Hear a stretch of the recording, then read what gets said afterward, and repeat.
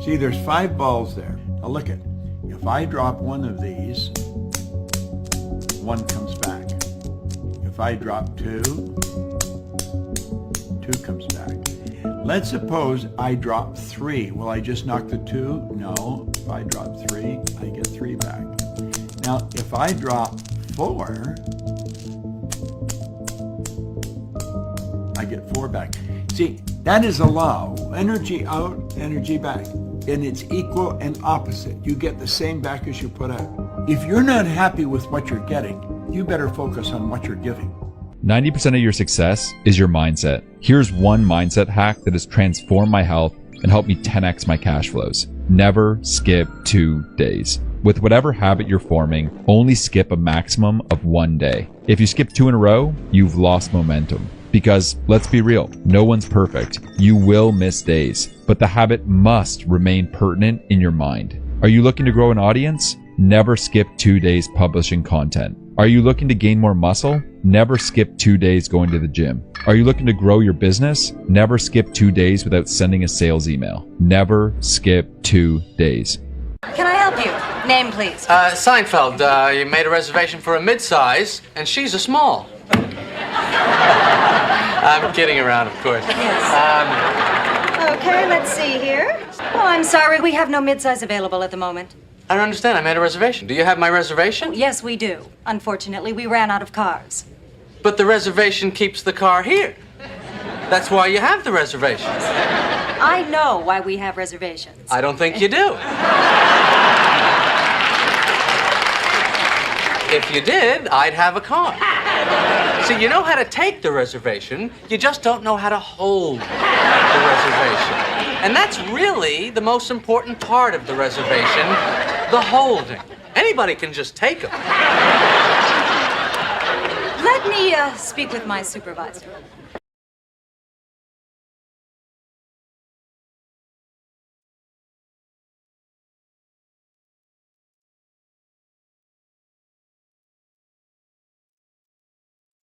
Hey, good evening, everyone. Welcome to episode number 203 of this week's State of Fitness.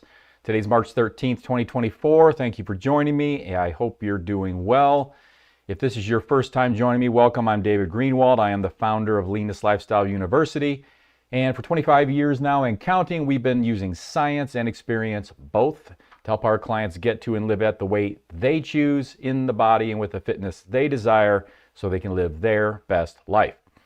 For first-timers on these states of fitness, I discuss anything weight management oriented, health oriented, fitness oriented. It's not sequenced. It's not sequential. Whether you're 1 day new or 20 years experience and seasoned, there's going to be something here for you, guaranteed. If you're interested in health, weight management, fitness, any of those topics. So whatever's top of mind this week is what I'm covering. This State of Fitness is my 203rd since February 5th, 2020. So let's get right to it. Let's highlight some top students this week and then get on with this week's program. All right, for pounds lost in the last 6 weeks, what a great group of pounds lost here in this group. Look at this, pounds lost in the last 6 weeks. I cut it off at 10 pounds, so the lowest is 10. So all of these students lost at least 10 pounds in the last 6 weeks, which is just outstanding. So you got Elizabeth, Tanya at 10, Aaron at 10.4, Michelle and Jessica at 10.8, Troy at 11.4, Glenn at 12.4, Amy at 13.2, Tracy at 13.5, Leanne at 13.9, Mary at 14.3, Matthew at 14.8, Lance at 15.2, and then Teresa and Christiane tied at 16 pounds gone in the last 6 weeks. Way to go, everyone. For percent of weight lost in the last 6 weeks, I cut it off at 5%. If you've lost at least 5% of the weight you were at 6 weeks ago, you're on this list. Troy at 5.1%, Sarah at 5.4, Aaron and Michelle and Amy all in there, that 5.5, Leanne at 5.6, Lance at 5.7, Teresa at 5.9, Tracy at 6.5, Matthew at 7, and Christiane, top again at 7.3%. of weight gone in the last 6 weeks. Way to go, everyone. Congratulations. For maintainers, the maintainers list. The list that represents the achievement of what I would say is the pinnacle of what we're here for, to lose it one more time for the last time. All of these students have achieved their lifetime goal, and they have maintained within 10 pounds of that goal for the number of days you see in the days column. So we've got students here. Every student on this list is a maintainer. They're all actively enrolled. The students in green have kept their weight off for at least a year. And the students in orange have earned their master's, which means they've kept the weight off for 2 consecutive years or longer. And they are what we call PhD candidates. And then the students in blue are full-fledged PhDs in transformation, in that they have kept their weight off for 4 consecutive years, which is amazing, outstanding. Again, exemplifying everything that we're here to do, lose it one more time for the last time. So thank you, everyone, for all of your hard work and continued efforts. You really do truly inspire us all. All right, let's see what's going on here. All right, so got a couple of topics for you tonight. There's a common thinking that usually falls along the lines of this. Well, old Davy boy, unlike others, I can't just put losing weight or transformation as my first priority. Busy, got a lot on my plate. I'm sorry, it just ain't gonna happen. So, what am I gonna do? There's at least a couple things going on here when someone is in that mode of thinking. One, they believe their life is busier than most others. Two, they have a belief that those who are fit put as their number one priority fitness most of the time. And three, when you couple 1 and 2, belief that they're busier than most people and a belief that people who transform or become fit have maybe the luxury of putting that as number one most of the time, when you put all that together, you have someone who, again, they at some level often believe that they just don't have it as easy as others.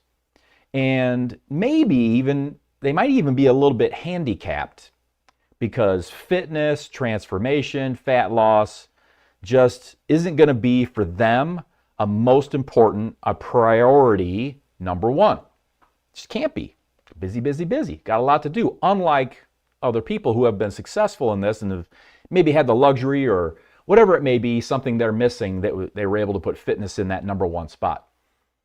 Well, I've got kind of, as usual, duality here. I've got some really bad news if this is a thinking you've clung to and used as an excuse. I got some bad news for you if you've used it as an excuse.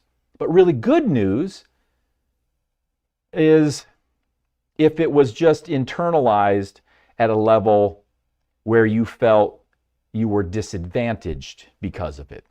Okay, so there's kind of two different things there. If you've really clung to it as an excuse, you might hear some bad news. But if it's just been something where you maybe felt that you were a bit disadvantaged, then I've got some really good news for you here, okay? 99.9%. It's a lot. It's pretty high. More than half. 99.9% of people who are fit do not put fitness and fat loss as their highest priority. Yet hundreds of millions of people are fit and becoming fit, getting to a healthy weight just the same. 99.9% do not put fitness and fat loss at the top of their highest priority. They don't have it there. The highest fitness transformation gets to, for 99.9% of people, the highest it gets to is the number 3 position. That's because 99.9% of people overall have 2 other priorities above fitness transformation. 2 other priorities. So let's take a look.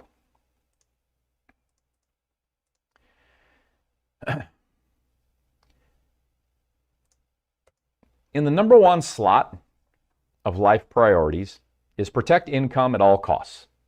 And in the number 2 slot is take care of others who most depend on us.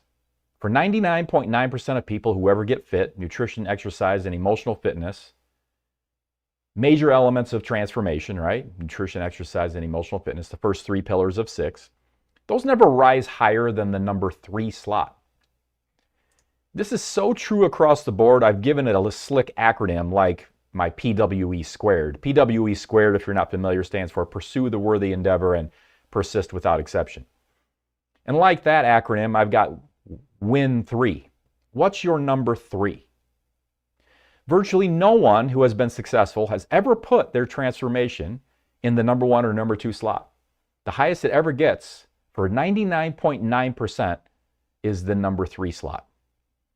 And unless you are truly set, retired, and maybe in chill out mode, everyone is busy. Many who are successful are as busy or busier than you. And 99.9% who are successful with their fitness endeavors don't put fitness transformation above the number 3 spot. The great news is, with a lot of everyday people evidence, the number 3 spot is high enough. If transformation is in the number 3 slot, you can achieve the transformation you desire. Another point I want to make is that it's an excuse, or at least an invalid statement, when someone says, well, I need to quit or take a break because I just can't make this my number 1 priority right now. Yeah, no one does. Literally no one. No one who has ever been successful before you ever had transformation as their number 1 life priority. The highest anyone who has ever been successful had it is in the number 3 slot. With that said, if your transformation isn't in the number 3 slot, the likelihood of success is extremely low. With so many competing obligations of life, if, after protect income at all costs and take care of others who most depend on us, if you don't have transformation solidly in the number 3 spot, it's beyond probably, it's almost got no chance of it working. Something I want to add about this idea of the number 1, number 2, and number 3 slots is the fact that the number 3 slot can be quite varied and nuanced. You may believe you've got your transformation in the number 3 slot, but maybe in the number 3 slot you've really got your exercise dialed in. And that's what you're thinking of when you say, I've got it, I've got my transformation in the number 3 slot. But really what you mean is exercise. And you do the exercise no matter what. You do it with great why power, driving willpower, or maybe just passion for it. You do what needs to be done, when it needs to be done, whether you feel like it or not. But your nutrition is number 4, 5, 6, or 26. Or maybe in the number 3 slot, you've got solid nutrition habits, but you don't exercise like you should. You don't exercise, you don't do the basics, you don't do the fundamentals. You're not putting in at least 150 minutes of purposeful, effortful exercise where maybe you're even breaking a little bit of a sweat and you're including, 2 days minimum of strength training. So nutrition's in the number 3 slot, but maybe exercise is number 4, 5, 6, or 26. Or maybe you're one who rotates into the number 3 slot, nutrition on Monday. Hey, nutrition got Monday. But it was TV watching on Tuesday, and it was exercise on Wednesday, but it didn't have nutrition there. It didn't have emotional fitness there. It just had the exercise. And Thursday was lollygagging, and Friday was socializing with friends on Friday, and so on. That was in the number 3 slot. In other words, what goes into your number 3 slot isn't solid or consistent. And some of that's just life. Maybe transformation isn't always going to be in that number 3 slot. That's normal. That's going to work. That's going to be fine. But it needs to be in there far more often for most people than it is to win this. So it's not enough to say my health or wellness or weight loss or my overall transformation is in my number 3 slot. If you're rocking this, then I'll say you've got at a minimum the 6 pillar fundamentals of transformation solidly in the number 3 spot. You will rarely have all 6 pillars totally dialed in. Almost no one does. There's only elements of each that you'll have dialed in at any given time.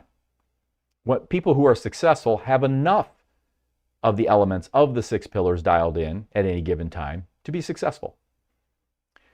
But you'll rarely have all 6 dialed in and sitting in at number 3 spot. What are the pillars again? Pillar 1, nutrition. Pillar 2, physical activity. Pillar 3, emotional fitness. Pillar 4, why power. Pillar 5, triggers management. And Pillar 6, engaging support. The good news is, no one who was ever successful before you had all 6 perfectly in place either. Nor did they have all 6 perfectly in place in the number 3 spot all the time.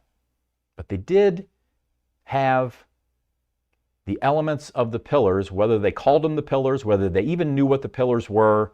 They had the elements of the pillars that they needed for them in place to win this, and more often in that number 3 spot.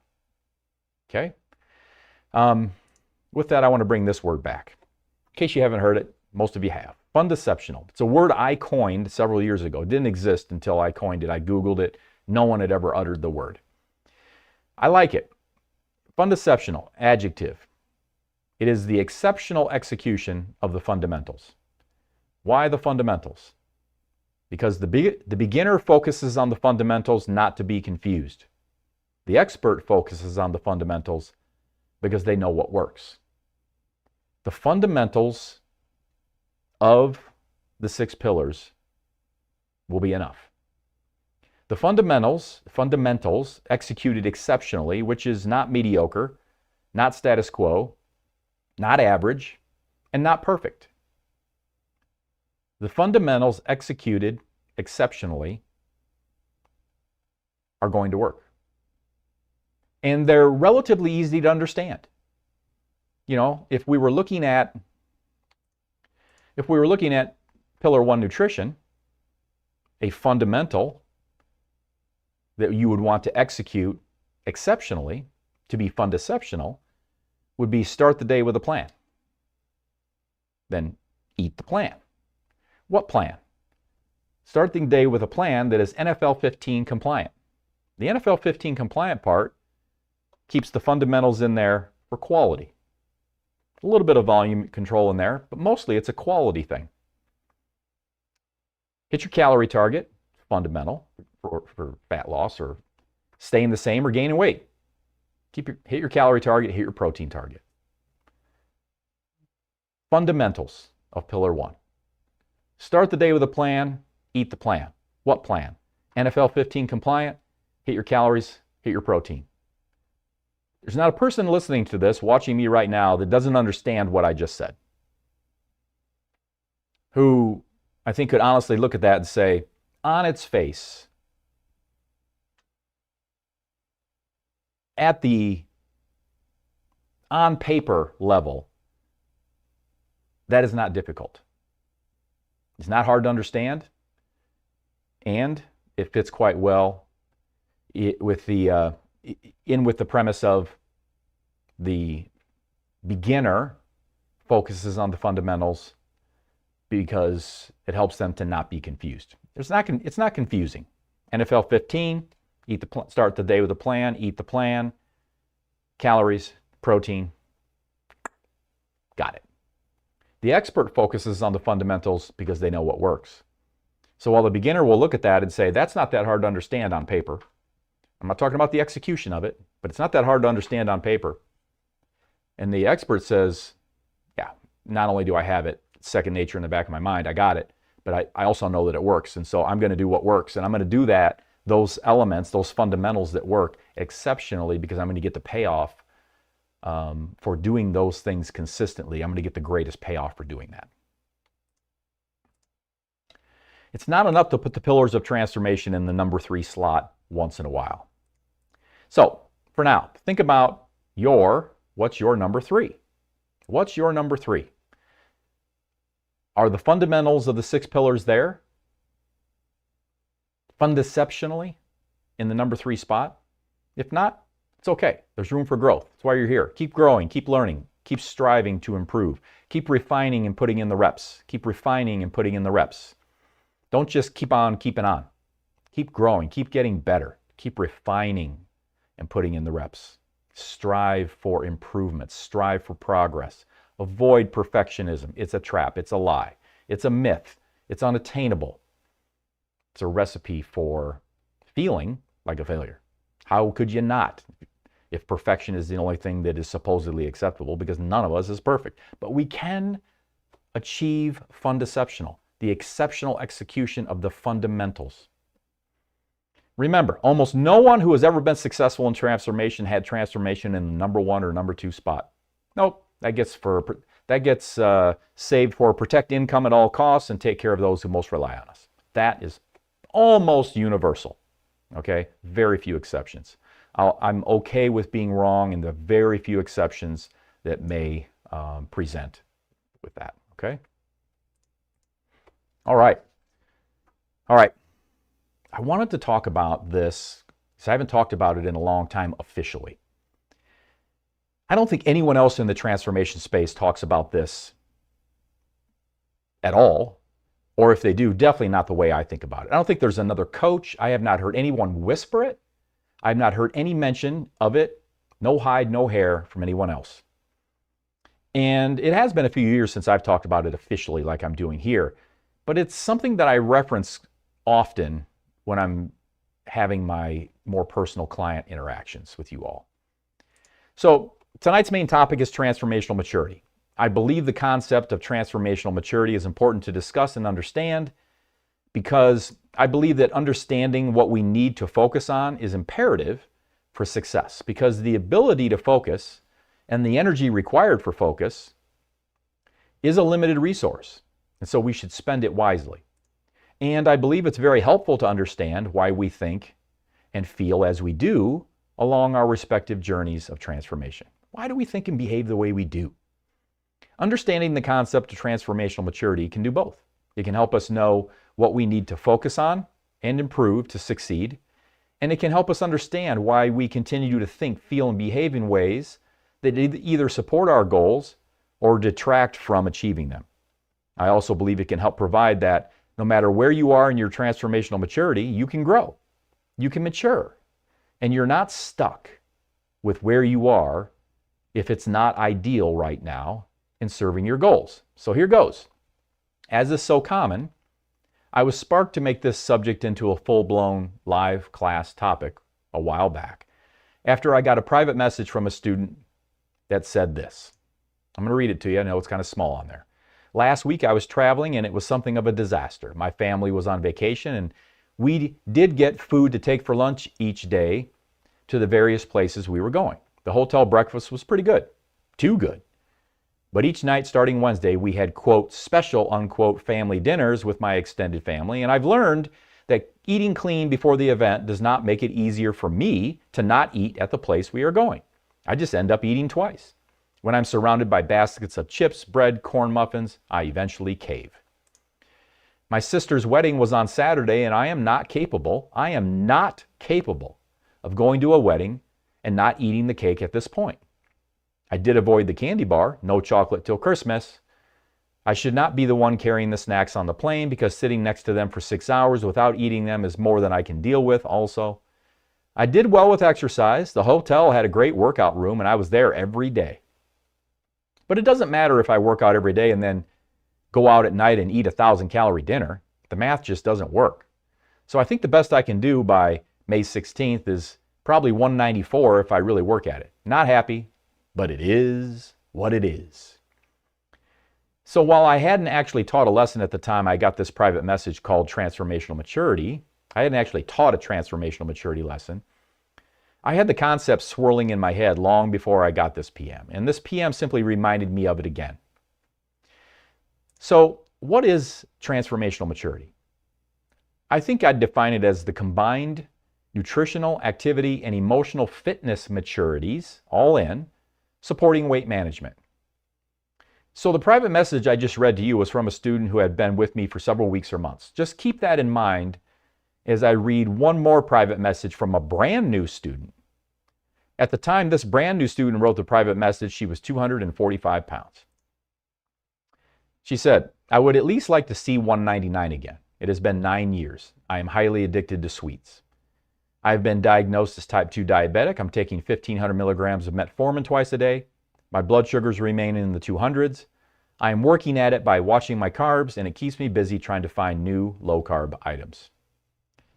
First, while these types of new BPMs are not unusual at all, my heart genuinely goes out to her. The odds are so stacked against her.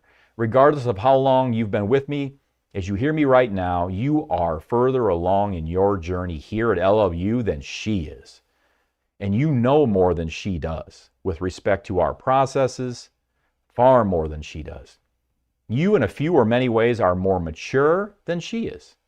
When I think of her transformational maturity, I think of her literally being minutes out of the womb. So do something for me right now, if you would, please. I want you to think, no matter how far back it was when you first started doing my program, about how you felt the first time I asked you to eat 95% real food. If you've been with me a long time, I might have called it way back when Dave Paleo, Operation Safe Mode. I had lots of names for it. Now it's just NFL number one. One of our 15 nutrition fundamentals. Which NFL number one says you should eat real food at least 95% of the time when you're in action and 90% of the time when you're in maintenance. At least. Whether you're a week old with LLU or you're 21 years old with LLU, think back to that very first introduction of me dropping the eat real food bomb on you. Not 20% of the time, real food, not 60% of the time, not even 80% of the time, but 95% of the time or more. How did you feel when you were first introduced to this concept? Just comment. Definitely think to yourself, but comment if you can. Holy cow, right? And you think back? So here's an actual common student reaction when they first hear they are being asked to eat real food 95% of the time.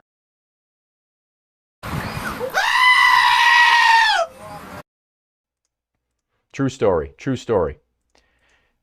But there was one time a new student was eating out at a restaurant, and we decided to break the news about eating real food to him while he was in the restaurant. We broke the news to him while he was in the restaurant about eating real food 95% of the time. And we did it all with hidden cameras. Check it out. Sir, do you realize that with Lifestyle 180, we eat real food? All right. That, of course, was the late Chris Farley on Saturday Night Live. It always cracks me up, still does. And I think we'd all agreed that that was not nutritionally or emotionally mature. So moving on. Now, if you've been diligently engaged in the program for many weeks, months, or years, but at least many weeks, how do you feel presently? How do you feel presently, now, in the present? If you've been with me for weeks, months, or years, how do you feel presently when I say you should eat real food 95% or more of the time while in action, 90% or more while in maintenance? Comment that feeling. When I've asked this question in the past, students who reflected on what they felt when they first heard me drop the eat real food 95% of the time bomb, when I dropped that on them, their reaction was pretty much just that. It felt like a bomb had been dropped on them. They were grieving, panicky. Oh my God, everything I love is being taken away. There will be nothing to eat. How will I do this? I can't eat anything. I'll never make it. It's impossible. They wanted to run for the door, escape, hide under the covers, and suck their thumbs. Makes sense, right? But for the many who engaged their team, hung in there with us, and gave it a good effort, by the time they were 8 to 16 weeks in, NFL number one, which says eat real food 95% of the time while in action, at least, 90% or more of the time while in maintenance, at least, that no longer feels like a bomb's being dropped on you. It's more like this now. Yeah, got it. Got it. So depending on where you are in your transformational journey, it's a yawn, shrug your shoulders, no big deal event. Your anxiety doesn't go up at all. Your blood sugar, your blood pressure doesn't rise in the slightest. And if you're super advanced, you realize this concept and practice of eating real food 95% of the time, that what seemed like insanity for anyone to be asked to do this in our modern times, it's so basic. You say to yourself, what is Dave asking me to do? He's asking me to eat real food, instead of food-like substances. That's it. I often say I'm no better than you. I just have a 25-year head start. That number keeps advancing, thankfully. It used to be 15, then 18, then 20, and now it's 25. And it's true, I'm no better than you. I just have a 25-year head start. Now, the NFL 15 is no big deal for me. NFL number one, to eat real food 90% or more of the time. Eating real food 90% or more of the time in maintenance is easy. I'm in action right now for a short little, 5 to 5-pound slough off. So I'm 95%, but I'm almost 95% most of the time anyway. It's no big deal now. But I remember more than 25 years ago, long before I was nutritionally mature, I read an article in a magazine of a very transformationally mature, very nutritionally mature young woman who just flat out did not eat crap food. She did not eat frankenfood. She did not eat ultra-processed garbage. This was more than 25 years ago now. And I'm not just talking about if she was getting ready for a show or a physique competition or whatever. She just didn't eat it, period. In season, off season, it didn't matter. And I remember reading that when I wasn't doing that. And she wasn't a freak, although it kind of seemed like she was then. She really felt fantastic when she ate the way she ate. She liked what she ate. She felt fantastic. It was all real food. Well, that's me now. And I've been this way for many years. But more than 25 years ago, when I read that article about her doing that, eating that way, I still remember what I thought to myself when I read that she was eating that way. How about new, you crazy Dutch bastard? True story. That is almost exactly what I thought. I thought, who the frick, wants to live like that? And why live like that at all if you're only going to eat like that? But you know what? Even then, a piece of me admired her for having the fortitude and mental toughness and desire to do that, to live that way. But I wasn't nutritionally mature enough to do it myself. That's for dang sure. But it did stick with me. And here I am today, living that lifestyle, and it's no big deal to me. I like the food I eat. I'm very satisfied. I get splurges. I feel great. But it's taken me years to get here. All right. So let me explain this concept of transformational maturity so you can have more tools in your toolbox, know more so what to focus on for improvement, because that's what we're here for, right? Improvement, progress, keep growing, keep getting better, keep refining, putting in the reps, refining. So you can be better equipped to understand why you do so well in certain areas, but maybe not all areas of transformation.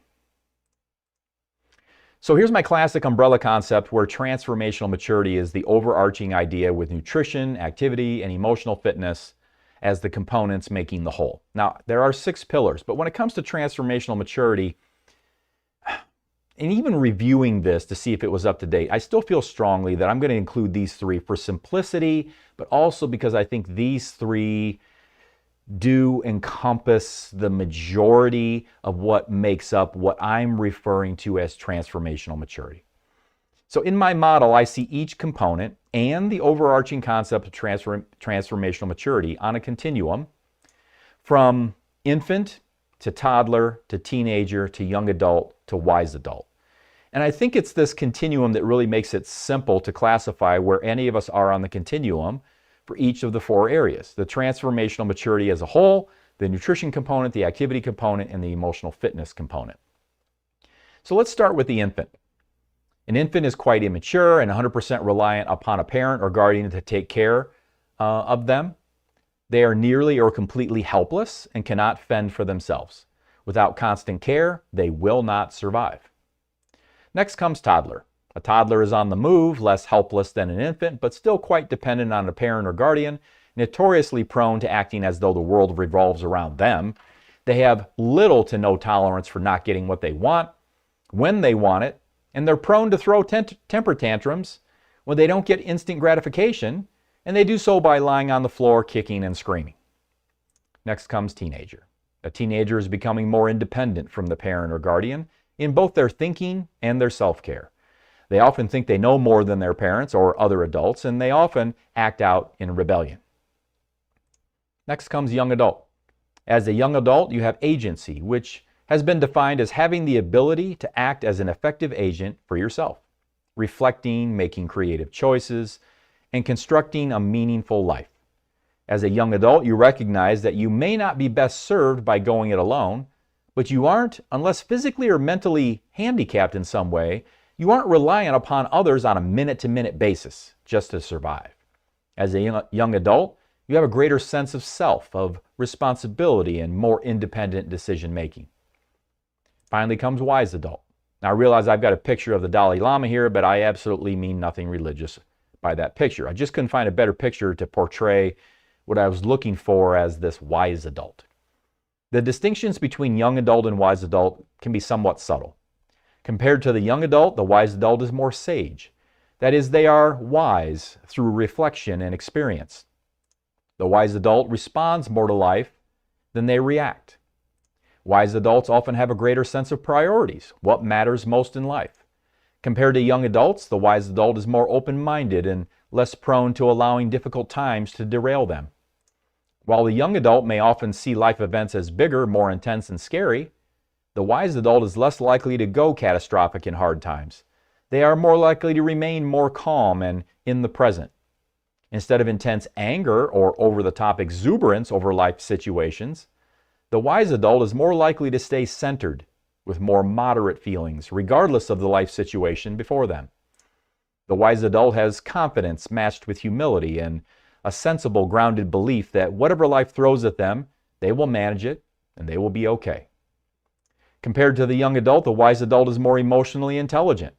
That is, they are more self-aware, better at self-regulation and delaying gratification. And they seek to understand with greater self-compassion and empathy for others. All right, so I've defined transformational maturity, and I've provided the construct of the maturity continuum, and I've said the continuum from infant to wise adult can be applied to not only the overarching transformational maturity idea, but the three components that make it up, which I'm saying are the nutrition, the activity, and emotional fitness. Now let's evaluate the student who private messaged me and honestly told me how she doesn't do well with really good hotel breakfast. She doesn't do well by eating healthy before going to an event where frankenfood is going to be served.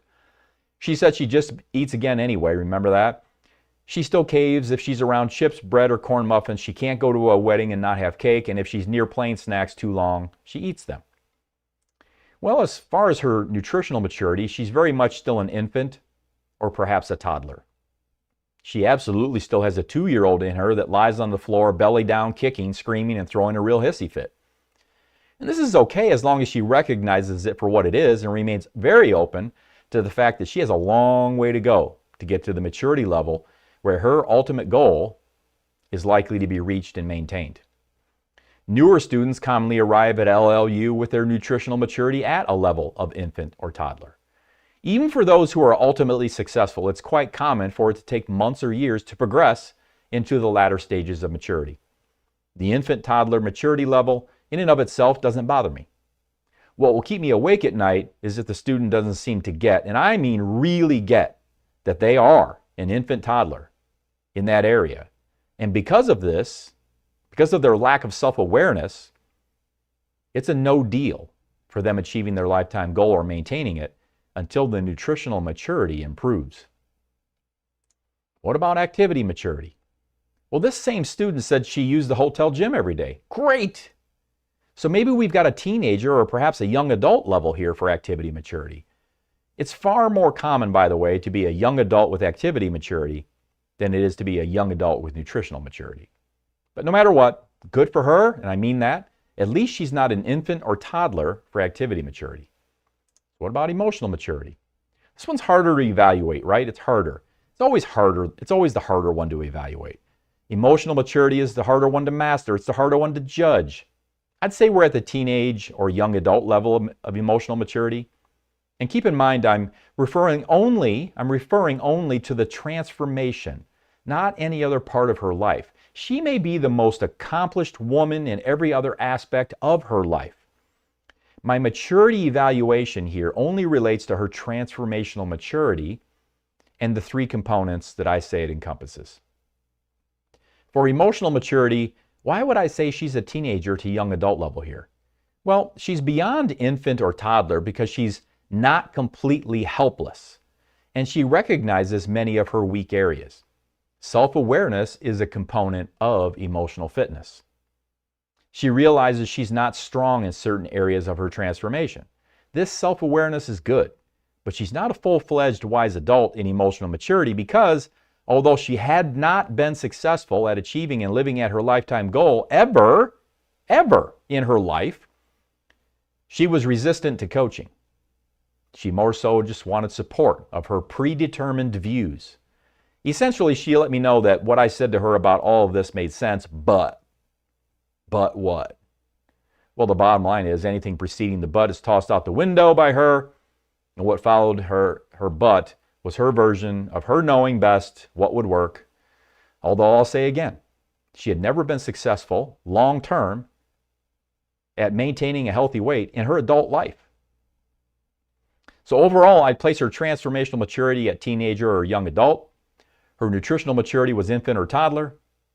Her activity maturity was teenager or young adult, and her emotional maturity was teenager or young adult. So hopefully this makes it easier to see why she was struggling, what areas she needs to devote more focus and energy to. And it gives a perspective we wouldn't otherwise have without this overall construct in our toolbox. So how about you? Where would you classify yourself for nutritional maturity? Infant, toddler, teenager, young adult, or wise adult? And the same for activity maturity, and the same for emotional maturity. And then finally, how would you classify yourself for the overall transformational maturity? You know, in closing, it's not easy squaring up with the mirror of self-awareness and doing self-evaluations like this when there's plenty of room for improvement. So why do I want you to do this? Because we can't improve and overcome what we don't acknowledge. Some cower when the mirror of self-awareness is held up, and others dig deep and fight to get better. Believe it or not, people really do that.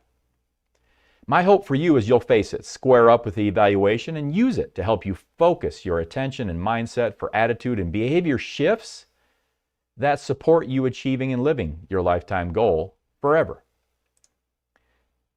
Dennis Deaton has said, behavior is mind driving body and fulfillment of dominant thought. I love that. There's a lot of truth in that. However, actions are critical to rewiring the brain, for enhancing neuroplasticity changes, for developing new habits. And ultimately, actions are so loud, your subconscious can't hear what you're saying. By that I mean, if all you do is think and talk about what you ought to do or gonna do or mean to do or intend to do, but you don't do it, you're just providing lip service to it, as we might say, your subconscious is listening. It's listening and it's watching. And ultimately, the way I see its role, the subconscious role that is the subconscious role is such a friend to us. It's such a carry out what it believes we most authentically want. That's how I see the subconscious. It's like, it's just tell me what to do, but tell me what you really want to do. I hear your thoughts. I see your words spoken on paper or elsewhere, self-talk, but I also see what you're doing. And I'm going to help you do what I believe is the most authentic you. And so if, as an example, Sunday through Thursday, rock solid, fun deceptional, 6-pillar fun deceptional.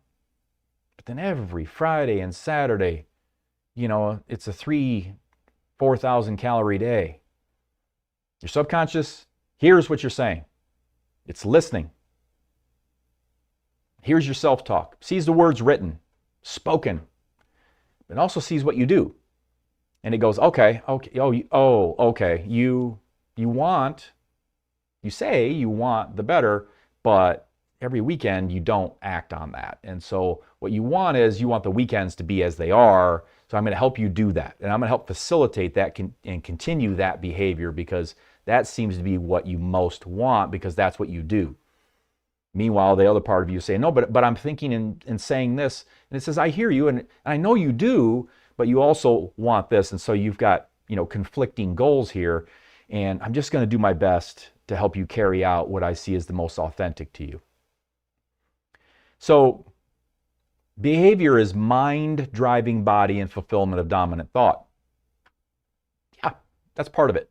It's really good. Dennis Deaton, he did a great job with that. Behavior is mind driving body and fulfillment of dominant thought. But so let's remember that actions drive mind. Actions drive mind to believe what you say is really what you want. So, this lesson is very much an emotional fitness lesson to help you improve your mind, your focus, and your thinking to create behaviors, new habits that serve your highest potential. Okay? So what happens when you move from infant or toddler to wise adult? What happens when you do that? When you do that, what happens is you can be in the same room as bread and it's no big emotional deal. You can go to the wedding and skip the cake.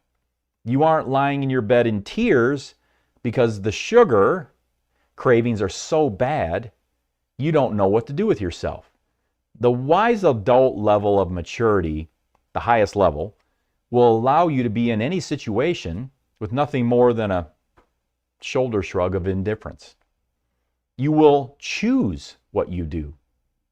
You will see the space between stimulus and response. You will pause in that space easier, and you will make the better choice in that space for the response that's going to best serve you. You will choose whether to have cake or not. Choose based on more rational choices, and you won't be controlled by the situation. You'll decide with full consciousness, overcoming any beast influence. You'll overcome that, and you'll decide with full consciousness whether you have the food or drink item and how much. And I know this with every fiber of my being. If you will keep striving to progress on the transformational maturity continuum, keep striving to progress on that continuum. Nothing about your genetics, your past, and hundreds of false starts, nothing about that scares me. If you'll keep an open mind and realize this one area of your life, at least this one area, right, still needs maturity improvement, no matter how successful you are in other parts of your life. And I know a lot of you listening can point to these other areas of success in your life, and no one could argue with you on that. Extremely successful. You got it. But in this area, maybe there's room for improvement.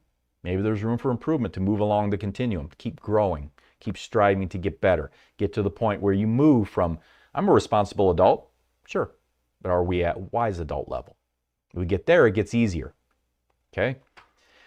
Keep striving for personal growth while being coachable. That's my guidance there. No matter how successful you are in other parts of your life, keep striving for personal growth. Remain coachable. If you do, you'll make it. Maybe not tomorrow, maybe not next month, but you'll make it. So in essence, if you'll strive to progress toward wise adult, you can lose the weight one more time for the last time, and you can win this battle once and for all. Absolutely can. So, till next time, let's focus on what we want.